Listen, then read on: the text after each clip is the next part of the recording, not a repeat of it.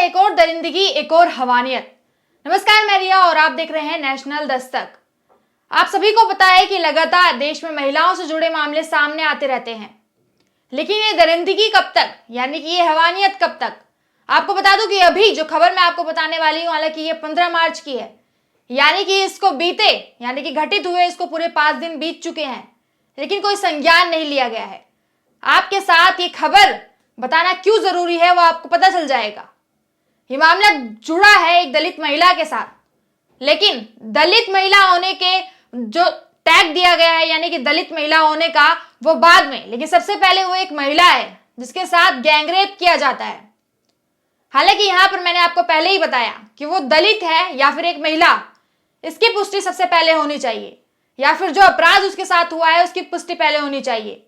लेकिन अभी तमाम अखबार हो या फिर जो प्लेटफॉर्म पर न्यूज़ें देखते हैं आप लोग, वो लगातार दलित भी लिखते हैं, उसके साथ साथ में किसने उसके साथ किया है उसको दबंगई का टैग भी देते हैं।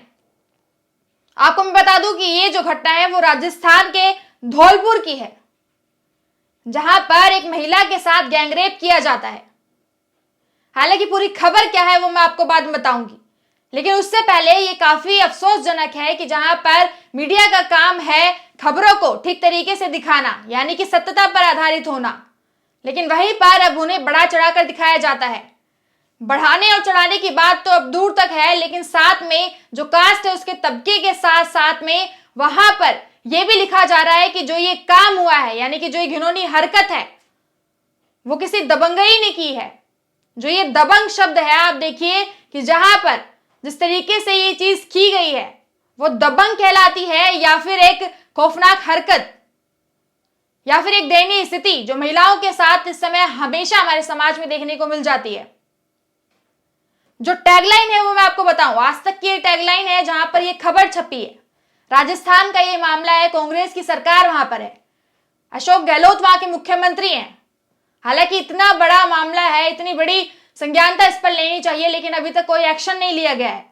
लेकिन सबसे पहले आप स्क्रीन पर टैगलाइन देखिए कि आखिर जो नेशनल मीडिया है वो किस तरीके की टैगलाइन बनाता है, चाहे खबरें कितनी भी संगीन क्यों ना हो। सबसे पहले उन्होंने लिखा है कि दलित महिला को निवस्त्र कर पति और बच्चों के सामने दबंगों ने किया गैंगरेप, कांप उठी रूह। जो ये टैगलाइन दी गई है, इसी पर सबसे बड़ा प्रश्न बन जाता है कि आखिर जो ये किया गया है, यानी कि जो ये शर्मनाक हरकत है, उसको करने वालों को दबंग का टैग दिया गया है। यहाँ पर सबसे बड़ा सवाल तो यहीं पर है कि आखिर जो ये राजस्थान में घटना देखी जा रही है, जिसने ये किया है, इसका मतलब यही समझा जाए कि आज के समाज में जहां पर गैंगरेप होते हैं या फिर कोई बलात्कार की घटना सामने आती है तो उसको करने वाला व्यक्ति दबंग होता है, या फिर किसी कास्ट की तरफ ये निशाना साधा जा रहा है।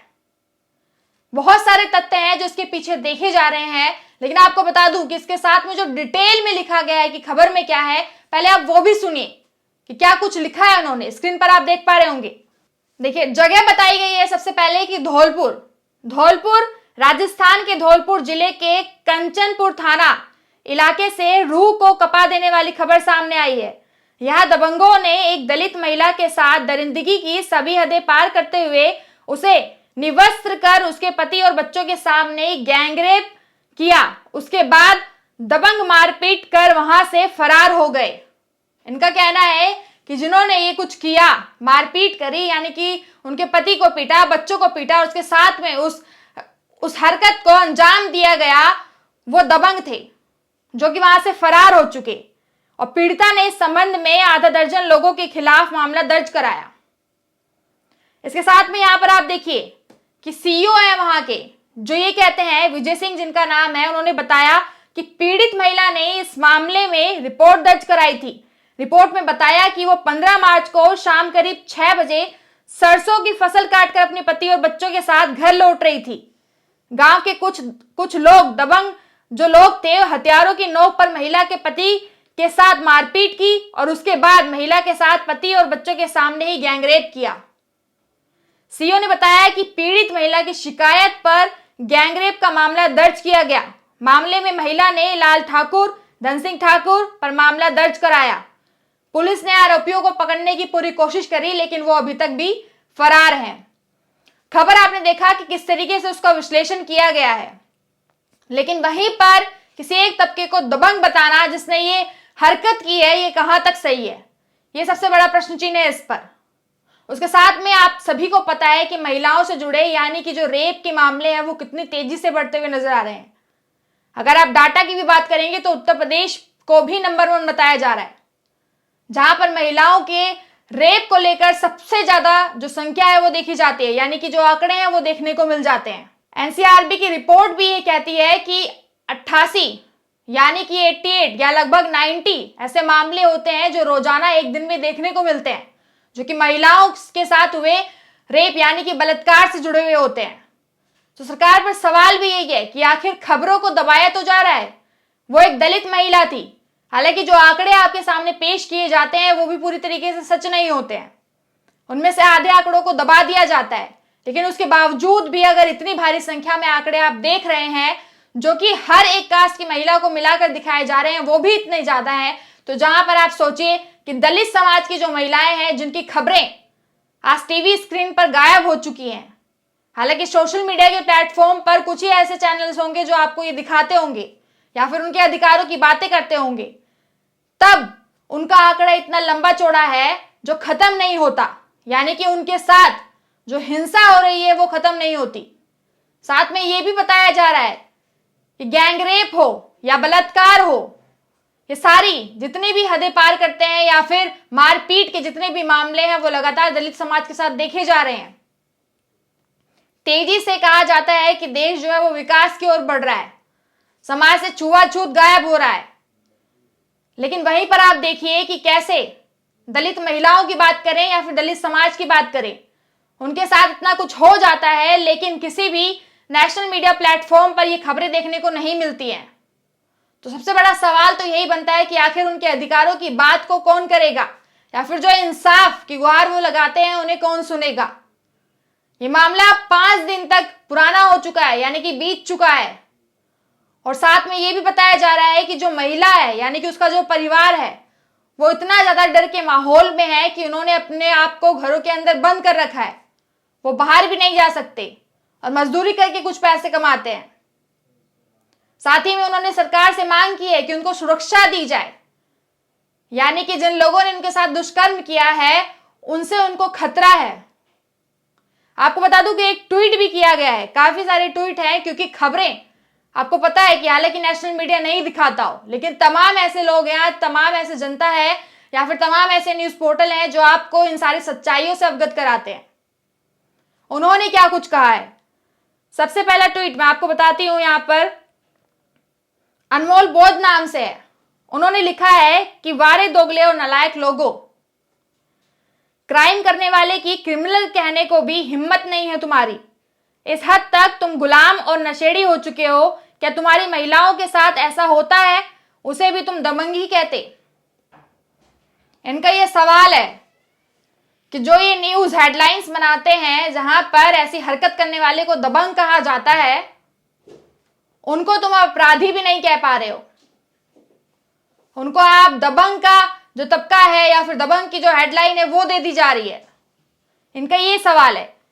इसके साथ ही में देखिए, राजा साहब नाम के व्यक्ति हैं, वो लिखते हैं कि दलित तब तक हिंदू है जब तक वोट चाहिए, वोट लेने के बाद वो सिर्फ दलित होता है, ये बात जब तक दलित नहीं समझेगा तब तक ये जारी रहेगा। यानी कि वोटिंग के टाइम पर आपने देखा होगा कि क्या कुछ एनवायरनमेंट रहा। उत्तर प्रदेश की आप बात कर लीजिए या फिर केंद्र सरकार की आप बात करिए, काशी कॉरिडोर का जब शिलान्यास हो रहा था, उस टाइम पर जब उसमें कुछ शिलान्यास किया जा रहा था तो प्रधानमंत्री किस तरीके से वहां पर जाकर जो मजदूर थे उनके पैर धोते हुए नजर आए थे। उत्तर प्रदेश में आपने देखा किस तरीके से घरों में जाकर थाली में भोजन खाया जा रहा था। उस समय वो समाज दलित नहीं था, वो सिर्फ एक वोट बैंक था। लेकिन अब किसी दलित महिला के साथ ऐसा हुआ है तो हर एक नेता चुप है। भारतीय जनता पार्टी की ही बात नहीं हो रही है, पहले ही मैंने आपको बताया कि राजस्थान में कांग्रेस की सरकार है, विपक्ष ने भी बहुत कुछ किया। आपने देखा कि दिल्ली में नांगल से जुड़ा हुआ मामला हो, दलित बच्चे से जुड़ा हुआ मामला हो, राहुल गांधी भी जमीन पर आए, आम आदमी पार्टी से अरविंद केजरीवाल भी जमीन पर आए, लेकिन अभी सबकी चुप्पी क्यों है इस मामले को लेकर, ये एक सवाल है। यानी कि एक प्रोपेगेंडा है कि जब वोट बैंक कमाना होता है तो दलित समाज को हिंदू समझा जाता है, लेकिन जैसे ही वोट बैंक खत्म हो जाता है, समुदाय से उनको पृथक कर दिया जाता है, समाज से पृथक कर दिया जाता है। इसके साथ में एक विनय नाम के हैं, वो क्या लिखते हैं ट्विटर हैंडल पर, ये सुनिए। सरकार को हर साल आंकड़ा जारी करना चाहिए कि जिससे पता चले कि किस जाति में कितने बलात्कारी दरिंदे हैं, ताकि उन जातियों में सामाजिक व बुद्धि शुद्धि कार्यक्रम के द्वारा उस समाज के लोगों को चरित्रहीन श्रेणी से निकालकर चरित्रवान श्रेणी में लगाया जा सके, जिससे पीड़ित समाज की महिलाएं बच सके। और भी देखिए, हालांकि मैंने आपको बताया कि टैगलाइंस बहुत सारी हैं यहाँ पर। दलित महिला को निवस्त्र कर पति और बच्चों के सामने दबंगों ने किया गैंगरेप और कांप उठी रूह। अब जो मामले मैंने आपको गिनवाए, जो ट्वीट मैंने आपको गिनवाए या पढ़ाए, वो क्या कुछ कहते हैं। एक समुदाय के ऊपर इशारा कर रहे हैं कि जहां पर सरकार तमाम काम करती है, तमाम वादे करती है और साथ में सहानुभूति जताने का काम करती है, वो जब कुछ ऐसी घटनाएं हो जाती हैं तो उसमें उनकी चुप्पी क्यों देखने को मिलती है। ये दलित महिला थी जिसके साथ गैंगरेप हुआ, और शर्मिंदगी की बात तो ये है कि उनके बच्चों के सामने, उनके पति के सामने, यानी कि अब समाज में आप कहिए कि इतनी ज्यादा आजादी मिल चुकी है ऐसे दुष्कर्मों को करने के लिए कि आप दिन या रात भी नहीं देखते हैं। ये दिन का मामला है जहां पर भरे दिन में खुलेआम उनके पति और उनके बच्चों के सामने ये हरकत की जाती है। तो सिर्फ एक कास्ट पर ही नहीं, एक समुदाय पे नहीं, या फिर उनके दबंगई पे नहीं, बल्कि सरकार और समाज पर भी ये सवाल उठता है कि आखिर इस तरीके का जो माहौल है, वातावरण है, वो कब तक देखने को मिलेगा। महिलाएं चाहे किसी भी जाति या धर्म से क्यों ना आती हों, उनके साथ इस तरीके की स्थिति या फिर हरकतें कब तक देखने को मिलेंगी। क्या वाकई में जो ये रिपोर्ट निकाली जाती है एनसीआरडब्ल्यू की या फिर एनसीडब्ल्यू की, वुमेन क्राइम्स की जो रिपोर्ट निकाली जाती है, इनमें कोई बदलाव आएगा या नहीं, या फिर एक दिन में जो 88 मामले आ रहे हैं, 99 मामले आ रहे हैं, वो और भी ज्यादा तेजी से बढ़ते रहेंगे। लेकिन जो खबर मैंने आपको बताई ये राजस्थान के धौलपुर की थी, जहां पर एक दलित महिला के साथ ये कुछ हुआ।